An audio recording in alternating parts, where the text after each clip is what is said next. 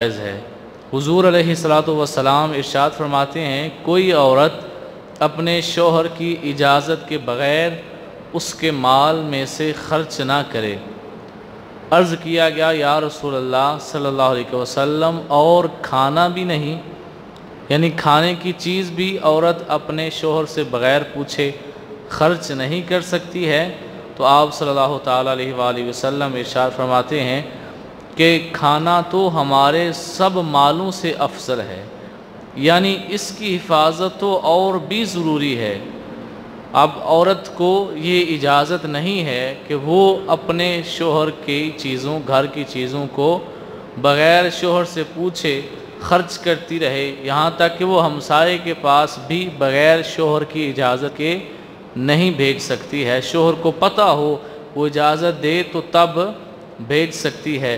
پھر آگے حضور ارشاد فرماتے ہیں یعنی اس کی حفاظت تو اور بھی ضروری ہے، اور فرمایا کہ مانگی ہوئی چیز اور منہا وہ جانور ہوتا ہے جو دودھ پینے کے لیے عاریتاً لیا جاتا ہے کہ ہم اس کو واپس کر دیں گے۔ آپ فرماتے ہیں کہ مانگی ہوئی چیز اور منہا واپس کیا جائے، اور قرض ادا کیا جائے، اور ضامن اس چیز کا ذمہ دار ہے جس کی اس نے ضمانت دی ہے، یعنی ضمانت دینے کے بعد پھر بعد میں مکر جائے کہ مجھے کیا پتہ، میں اس کا کوئی ذمہ دار نہیں ہوں، یہ بات غلط ہے۔ جس نے ضمانت دی ہے وہ اس چیز کا ذمہ دار ہے۔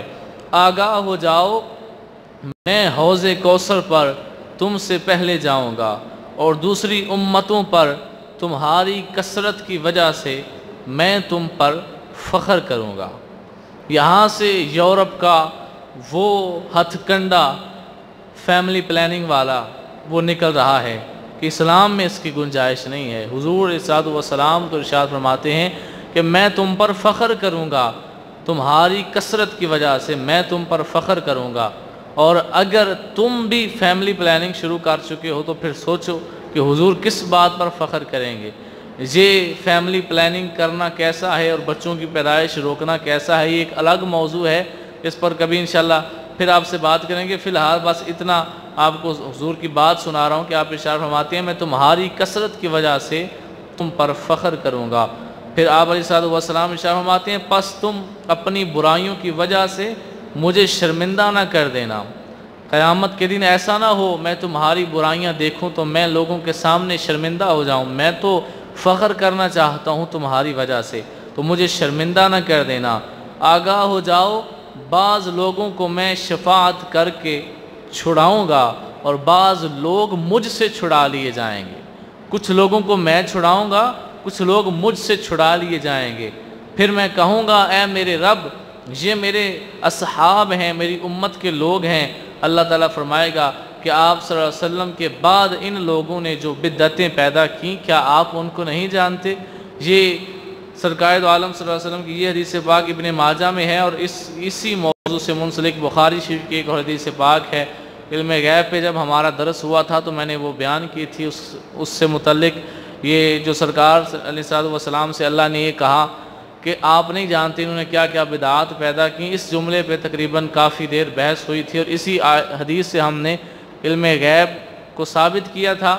ابھی اتنا وقت نہیں ہے، یہ بات سنائی ہے کہ اللہ تعالیٰ کے محبوب علیہ السلام ارشاد فرماتے ہیں میں قیامت کے دن تم پر فخر کروں گا، ایسا نہ ہو کہ تم مجھے شرمندہ کر دو۔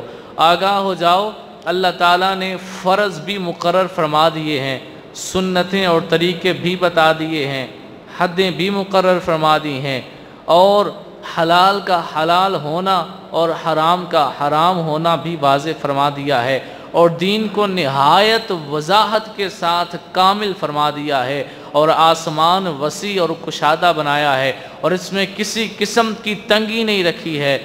آگاہ ہو جاؤ، بلا شبہ وہ ایماندار نہیں ہے جو امانت دار نہیں ہے، جو امانت دار نہیں ہے وہ ایماندار نہیں ہے، جو کسی کی امانت نہیں رکھتا، جو خیانت کر دیتا ہے، سرکار ارشاد فرماتے ہیں وہ ایماندار نہیں ہے، اور اس کا کوئی دین نہیں ہے جو عہد کا پابند نہ ہو، جو وعدہ کرے تو بعد میں مکر جائے، وعدہ کرے تو اس پہ عمل نہ کرے، اس کا کوئی دین نہیں ہے۔ پھر آگے ارشاد فرماتے ہیں اور جو کوئی اللہ تعالیٰ کے احکام اور اس کے ذمہ کو توڑے گا، اللہ تعالیٰ اس سے جواب طلبی کرے گا، اور جو کوئی میرے ذمہ کو توڑے گا تو سرکار فرماتے ہیں تو میں خود اس سے لڑوں گا۔ آج لوگ کہتے ہیں سرکار رحمت للعالمین ہے، خیر ہے جو کسی نے گستاخی کر دی تو خیر ہے، سرکار رحمت للعالمین بھی ہیں، لیکن سرکار کا یہ فرمان بھی سن لیں۔ الترغیب و ترہیب کے اندر یہ حضرت ابن عباس رضی اللہ تعالیٰ عنہ نے اس حدیث کو روایت کیا ہے کہ اللہ تعالیٰ کے محبوب ارشاد فرماتے ہیں جو کوئی اللہ تعالیٰ کے احکام اور ذمہ کو توڑے اللہ اس سے جواب طلبی کرے گا، اور جو کوئی میرے ذمہ کو توڑے گا میں خود اس سے لڑوں گا، میں اس سے لڑوں گا، میں اس کو معاف نہیں کروں گا۔ پھر آگے ارشاد فرماتے ہیں پس جس کے مقابلے پر میں آ جاؤں تو میں ہی اس پہ غالب رہوں گا، جس کے مقابلے میں آ گیا تو میں ہی اس پہ غالب رہوں گا۔ پھر آگے آ کر ارشاد فرماتے ہیں اور جس نے میرا ذمہ توڑا تو وہ میری شفاعت سے بھی محروم رہے گا۔ اب یہ بہت بڑی سزا ہے کہ سرکار شفاعت نہ کریں۔ ہمارا تو ایمان اور عقیدہ ہے کہ ہم اگر جنت میں جائیں گے تو اپنے اعمال کی بنا پر نہیں، اللہ کی رحمت سے اور اپنے نبی کی شفاعت سے چلے جائیں گے۔ ہمارے اپنے اعمال کی اتنی وقعت نہیں ہے، تو جس کے بارے میں سرکار کہہ دے میں اس سے لڑوں گا، میں اس کی شفاعت نہیں کروں گا، وہ میری شفاعت سے محروم رہ جائے گا، تو یہ بہت بڑی سزا ہے۔ آگے آ کر فرماتے ہیں اور وہ میرے حوض کوثر پر بھی نہیں آ سکے گا۔ قیامت کے دن بڑی پیاس لگی ہوگی، لیکن یہ بھی بہت بڑی سزا ہے کہ وہ بندہ حوض کوثر پر بھی نہیں آ سکے گا۔ پس جس کے پاس کوئی امانت ہو اس کو چاہیے کہ وہ امانت رکھوانے والے کو دے دے۔ اللہ تعالیٰ اس بندے کو خوش و خرم رکھے جس نے میری بات کو سنا، محفوظ رکھا، اور پھر اس شخص کو پہنچایا جس نے اس بات کو نہیں سنا تھا، کیونکہ بہت سے حامل فقہ ایسے ہیں جن کو خود کوئی سمجھ حاصل نہیں، اور بہت سے حامل فقہ ایسے ہیں جو اپنے سے زیادہ سمجھدار تک بات پہنچا دیتے ہیں۔ 3 باتیں ایسی ہیں جن پر مومن کے دل میں کوئی کھوٹ اور کینہ پیدا نہیں ہوتا ہے۔ اللہ تعالیٰ کے لیے عمل میں اخلاص پیدا کرنا، اولو الامر کو نصیحت کرنا، یعنی وقت کے بادشاہ اگر غلط لائن پہ چلیں تو ان کو کہنا کہ یہ غلط لائن ہے، ادھر آؤ، یہ ٹھیک رستہ ہے۔ ان کو نصیحت کرنے کے وقت کوئی کھوٹ اور کینہ پیدا نہیں ہوتا۔ اور آگے آقا علیہ السلام ارشاد فرماتے ہیں اور جماعت کو لازم پکڑنا، یعنی وہ جو سرکار سے لے کے آج تک جمہور امت کا ایک عقیدہ چلا آ رہا ہے، جس نظریات پر امت قائم ہے، جس پر صحابہ اور تابعین اور تبع تابعین اور ائمہ مجتہدین اور فقہ کے ائمہ جس پر گزرے، اس جماعت کو لازم پکڑے رکھنا، جماعت سے علیحدہ نہ ہونا، اس جماعت کو پکڑے رکھنا۔ جب یہ بندہ کرے اس کے لیے بھی دل میں کوئی کھوٹ اور کینہ پیدا نہیں ہوتا۔ آگے آ کر علیہ السلام ارشاد فرماتے ہیں بے شک لوگوں کی دعائیں اس کے پیچھے ہوں گی، اور جس کے پیش نظر آخرت ہوگی، جس کے پیش نظر آخرت ہو لوگوں کی دعائیں اس کے پیچھے ہوتی ہیں، اور اللہ تعالیٰ اس کے شملہ کو جمع کر دے گا اور اس کے دل کو غنی کر دے گا، اور دنیا اس کے پاس ذلیل ہو کر آئے گی، اور جس کے پیش نظر دنیا ہو، جس کے پیش نظر دین نہ ہو، جس کے پیش نظر دنیا ہو، اللہ تعالیٰ اس کے معاملے کو انتشار کی نظر کر دے گا، اور اس کی زندگی ہی میں اس کو تنگ دستی دکھا دے گا، اور اس کو دنیا سے اس قدر ہی ملے گا جتنا کہ اس کے مقدر میں لکھ دیا گیا ہے۔ کبھی بھی بندہ اپنے مقدر سے بڑھ کے ایک ذرہ نہیں لے سکتا ہے، ایک گھونٹ پانی کا زیادہ نہیں لے سکتا جتنا اللہ تعالیٰ نے لکھ دیا ہے، اللہ تعالیٰ نے جو فیصلہ فرما دیا ہے اتنا ہی مل سکتا ہے۔ آگاہ ہو جاؤ، بے شک عمرہ حج میں داخل ہو گیا، جو بات مجھے ابھی معلوم ہوئی اگر پہلے معلوم ہو جاتی تو میں قربانی کے جانور ساتھ نہ لاتا، اور اگر میرے ساتھ قربانی کے جانور نہ ہوتے تو میں احرام کھول دیتا۔ پس جس کے پاس قربانی کا جانور نہیں ہے وہ احرام کھول دے۔ پھر سراقہ بن مالک نے کھڑے ہو کر عرض کیا یا رسول اللہ صلی اللہ علیہ وسلم، کیا یہ اس سال کے لیے ہے یا ہمیشہ کے لیے ہے؟ تو آپ علیہ السلام نے ارشاد فرمایا نہیں، یہ ہمیشہ کے لیے ہے۔ مسند امام احمد کے اندر یہ حدیث پاک موجود ہے، حضرت جابر بن عبداللہ نے اس حدیث کو روایت کیا ہے۔ اب آگے آ کر علیہ السلام ارشاد فرماتے ہیں لوگوں میرے پاس ابھی حضرت جبرائیل علیہ السلام آئے ہیں، انہوں نے میرے رب کی طرف سے مجھے سلام پہنچایا اور کہا کہ اللہ تعالیٰ عز و جل نے اہل عرفات اور اہل مشعر الحرام کی مغفرت فرما دی ہے، اور وہ ان کی آپس کی خطاؤں کا ضامن بن گیا ہے۔ یہ سن کر حضرت عمر بن خطاب رضی اللہ تعالی عنہ نے کھڑے ہو کر سوال کیا، یا رسول اللہ صلی اللہ علیہ وسلم، کیا یہ فضیلت خاص ہمارے لیے ہے؟ تو آپ علیہ السلام نے ارشاد فرمایا کہ یہ فضیلت تمہارے لیے بھی ہے اور تمہارے بعد قیامت تک آنے والوں کے لیے بھی ہے۔ قربان جائیں حضرت عمر فاروق کے، ان کا کرم ہے ہم پر، انہوں نے سوال کیا تو اس سے ہمیں بھی نذرانہ، اس سے ہمیں بھی پروانہ مل گیا بخشش کا۔ اگر آپ سوال نہ کرتے تو بعد میں آنے والے پریشان ہوتے، پتہ نہیں ہمارے لیے تھا یا نہیں تھا، ایک سوال بن جاتا۔ حضرت عمر فاروق نے سوال کر کے قیامت تک کے آنے والوں کی بگڑی قسمت کو بنا دیا ہے۔ ان کو قیامت تک کے لیے پتہ چل گیا کہ اللہ تعالیٰ نے ہمیں بھی اس انعام کے اندر رکھ دیا ہے۔ تو یہ سن کر حضرت عمر فاروق بھی بڑے خوش ہوئے۔ آپ سن کر کہتے ہیں کہ حضرت عمر بن خطاب نے فرمایا کہ اللہ تعالیٰ کا لطف و کرم بہت بڑا ہے اور بہت سارا ہے۔ سن کر حضرت عمر فاروق بھی بہت خوش ہوئے۔ آگے آقا صلی اللہ علیہ وسلم فرماتے ہیں، اے لوگو، بلا شبہ اللہ تعالیٰ عز و جل نے آج کے دن تم پر بڑے بڑے انعام و اکرام نازل فرمائے ہیں، تمہارے تمام گناہ معاف فرما دیے ہیں، سوائے ان گناہوں کے جو باہمی حقوق سے متعلق تھے۔ یعنی بندے نے کسی کا حق کھایا ہو، حج کر کے سمجھے کہ میرا سب کچھ معاف ہو گیا، تو جو میں نے کسی کا حق کھایا تھا وہ بھی معاف ہو گیا، ایسا نہیں ہوتا۔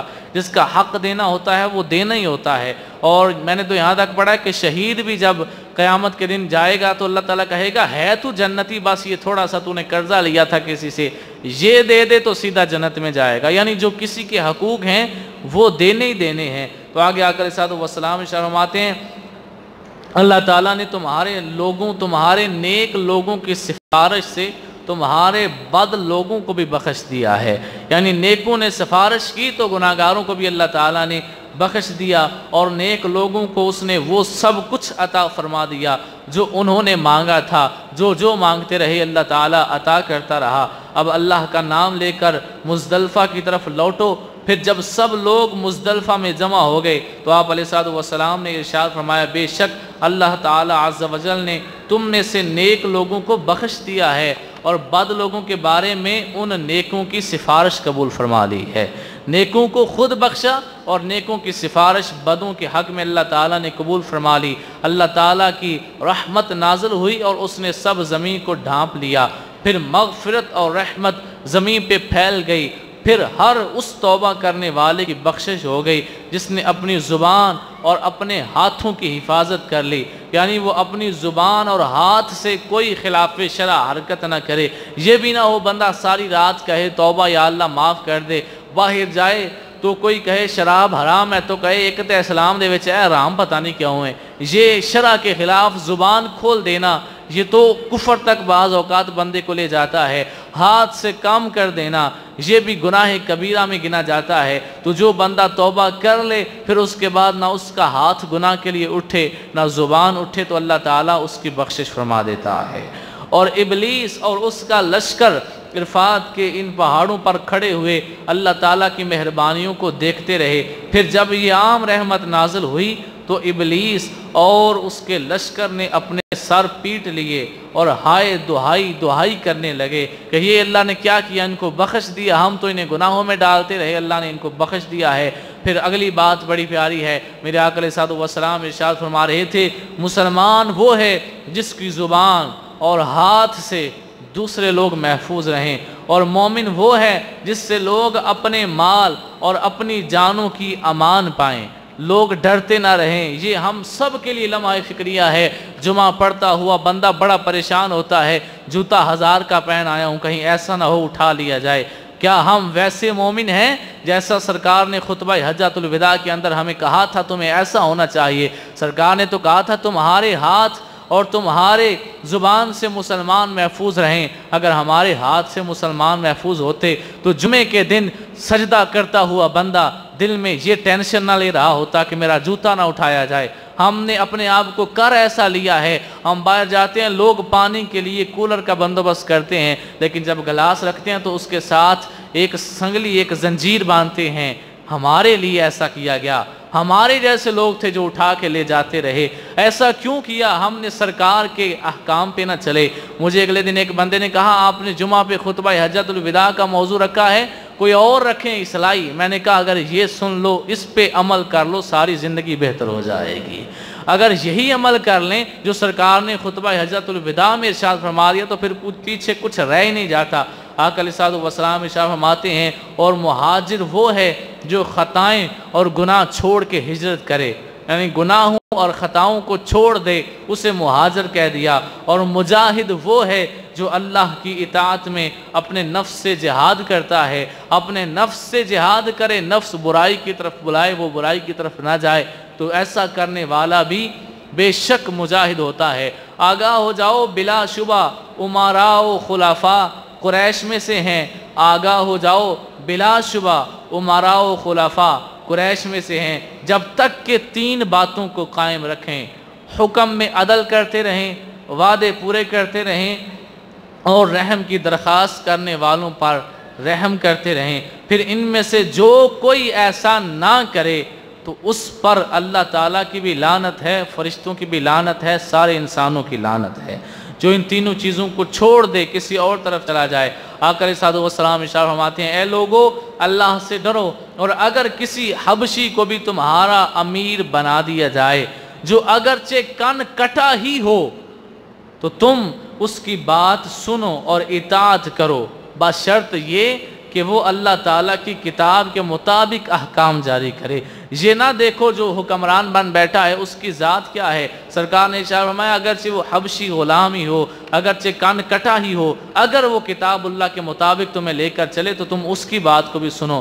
اور حج تو عرفہ کا حج ہے، جو شخص فجر کی نماز سے پہلے رات کو عرفات میں آ گیا اس کا حج پورا ہو گیا۔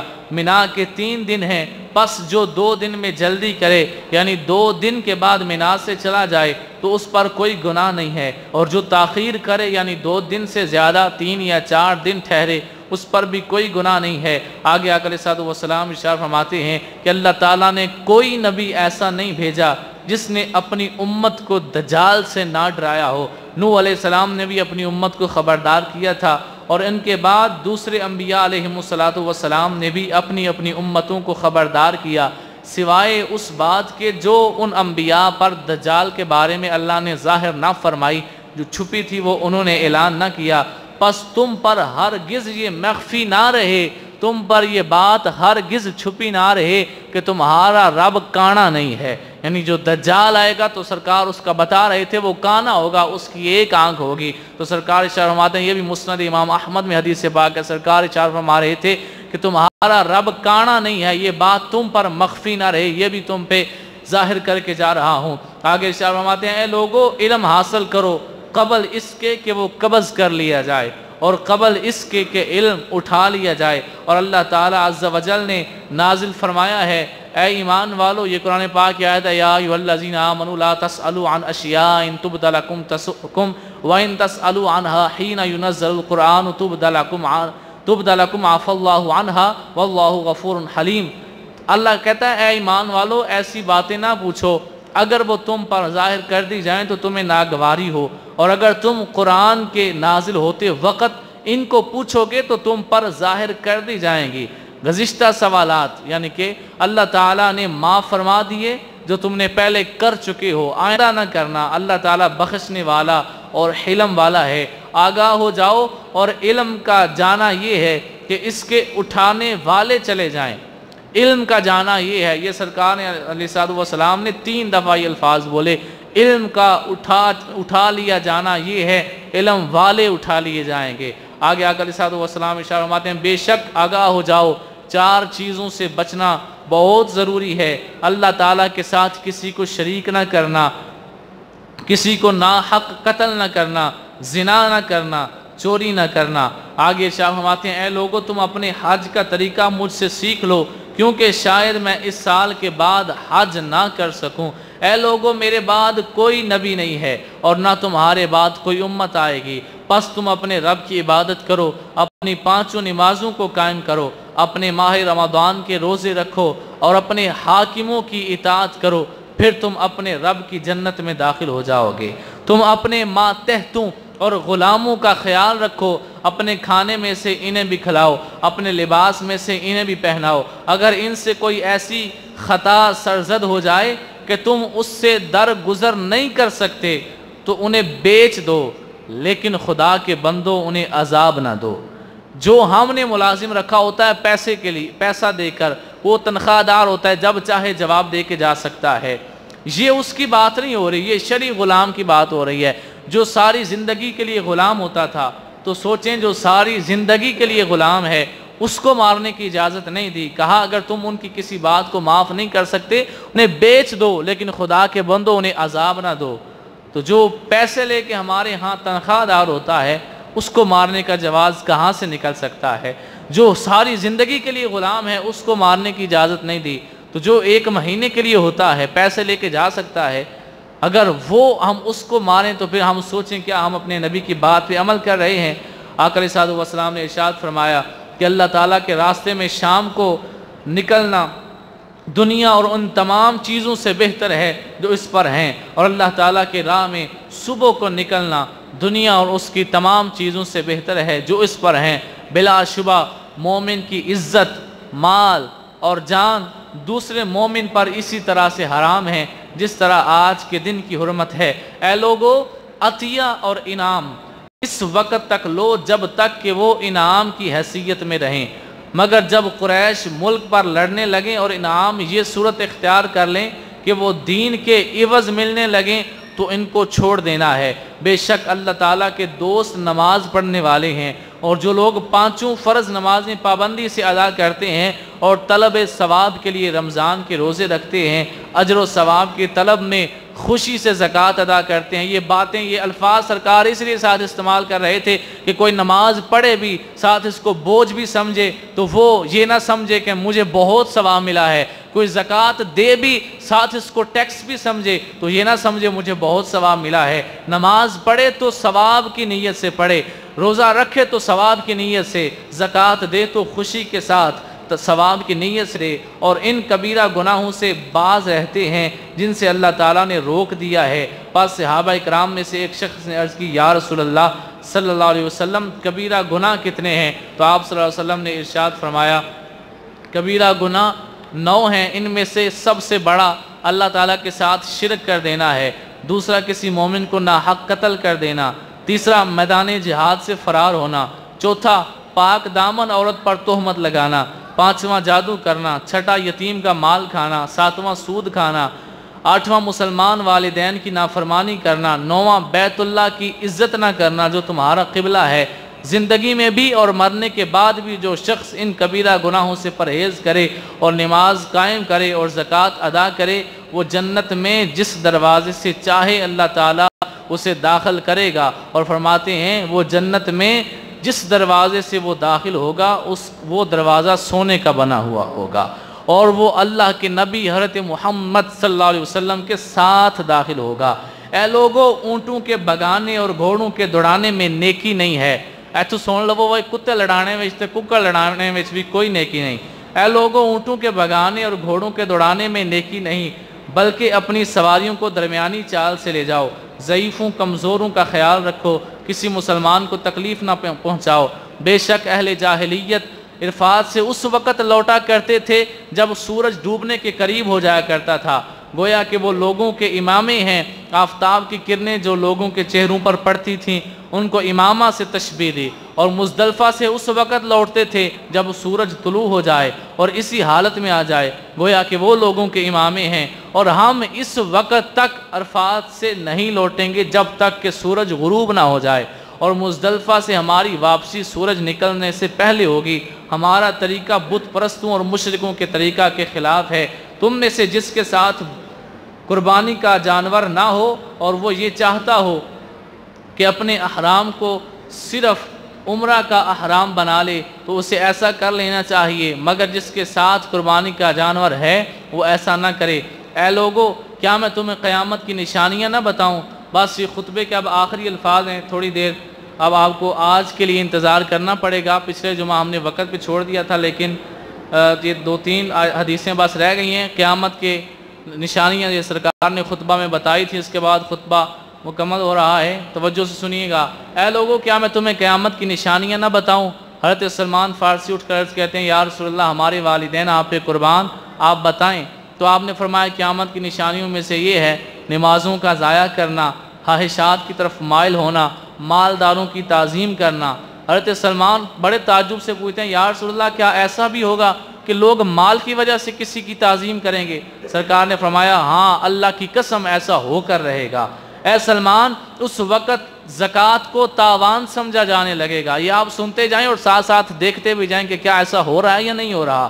اس وقت زکوٰۃ کو تاوان سمجھا جائے گا اور مال غنیمت کو اپنی دولت سمجھا جائے گا۔ جھوٹے آدمی کو سچا سمجھا جانے لگے گا اور سچے کو جھوٹا کہا جائے گا۔ یہ خیانت کرنے والے امین مشہور ہو جائیں گے اور امانت دار خیانت والے سمجھے جائیں گے، اور روائی بابا لوگوں کے کاموں میں رائے دینے لگیں گے۔ سرکار سے لوگ پوچھتے ہیں یا رسول اللہ روائی بابا کس کو کہتے ہیں؟ تو آپ نے فرمایا کہ ایسا کمینہ اور رذیل شخص جس سے لوگ بات کرنا بھی پسند نہ کریں، وہ لوگوں کے معاملات میں رائے دینے لگے گا اور حق کے 10 حصوں میں سے 9 کا انکار ہونے لگے گا۔ اسلام فقط نام کا رہ جائے گا، قرآن کے صرف حروف رہ جائیں گے، قرآن کو سونے سے لکھا جائے گا، اور میری امت کے مردوں میں موٹاپا بڑھ جائے گا، کنیزوں سے مشورہ لیا جانے لگے گا، ممبروں پر چھوٹے چھوٹے علم کے چھوٹے چھوٹے عمر کے لوگ خطبے دیں گے، کام کی بات عورتوں کے ہاتھ میں ہوگی، مسجدوں کو خوب سجایا جائے گا جس طرح گرجے اور خانقاہیں سجائی جاتی ہیں، مینار بلند کیے جائیں گے، نمازیوں کی صفیں تو زیادہ ہوں گی مگر ان کے دل، زبان اور خیالات مختلف ہوں گے۔ حضرت سلمان پھر بڑے تعجب سے پوچھتے ہیں یا رسول اللہ کیا واقعی ایسا ہوگا؟ آپ فرماتے ہیں اللہ کی قسم جس کے ہاتھ میں محمد صلی اللہ علیہ وسلم کی جان ہے ایسا ہو کر رہے گا۔ حضرت